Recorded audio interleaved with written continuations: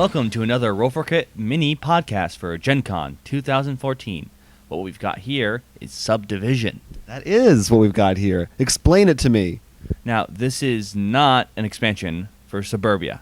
It's the same universe, I guess, gameverse. Right, same theme essentially from the same company, but a different designer and a totally standalone experience.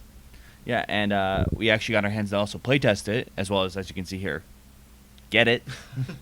We didn't steal it. We promise. I stole other ones, but... I promise he doesn't.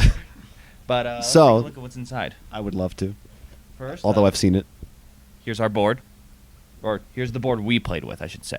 There's actually a board on the other side for variety. Oh, I wonder if that's a more advanced sort of thing. We Yeah, didn't it's see that in our harder. demo.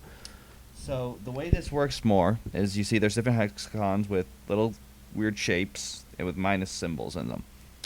You're pretty much building over these, and at the end of the game, the ones that are showing will hurt your score. So pretty much you want to cover as much as you can. So if anyone isn't familiar with the basics of Suburbia, it is what it sounds like. You're putting down houses and parks and things like that, and you're building a suburban area. However, you also have to build roads to have your place connect to the highway, because it makes no sense to have a factory that no one can drive to. Right. But the reason why you have all these fun little colors is you don't get to choose where you build.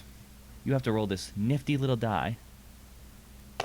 And if you get the yellow star, for example, you have to build on a yellow star. Unless you pay 2 coin. You start off with 2 coin, and there are many ways to earn coin. And there's a bunch of different...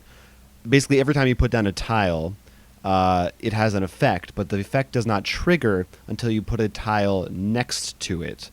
That activates it, and then something will happen. For example... Well, here's it comes with this great guide, so in case you ever get curious or confused. When you build the gray tile, which is like the civics building, the government buildings, whenever you build next to them, you get to build a park in one of 3 directions. It shows you on the little tile here. Parks give you a victory point for each other non-park tile touching it. So, And it's the same for... We shouldn't go through all of them, but each one gives you something, and at the end of the game, having all these things, each one gives you a certain amount of points, depending on how you use them. Some of them are more easier to get than others. The purple one gives you lakes, which is how you actually make your money. Same thing with instead of points. We'll go over all. Yellow's roads, the sidewalks, which gives you points depending on how many different unique tiles it touches. And then finally, Suburbia's give you schools, but you need to build 3 schools in the same place. It's the only tile you can build in the same They place. stack on top of each other to get points. The idea is it's a more advanced school, holds more grades. So, but we actually played a full game of this on the show floor today. So what did you think? We're both fans of the original Suburbia game. I think you especially. Yeah, I've loved the Suburbia game. I have it. I played it a lot with people because it's usually really easy to teach people how to play. And this is really fun. I mean, at first it seemed really complicated, but once you play, get through, I'd say maybe the first round of it, Yeah. you really have an idea of how things work, and it's fun just playing because there's only 4 kinds of tiles really that you have to worry about building. And it was fun being like, okay, I'm going to build this here, and then this makes this, that makes this, that makes this, that makes this. Yeah, everything. There's never like some games. It's all like you have to choose a certain path, or you might lose some of your points. Everything you do practically ends up triggering in something that helps you. So you always feel like you're accomplishing something. Another big thing which I like, which is very hard to do in many games, is there's not as much downtime.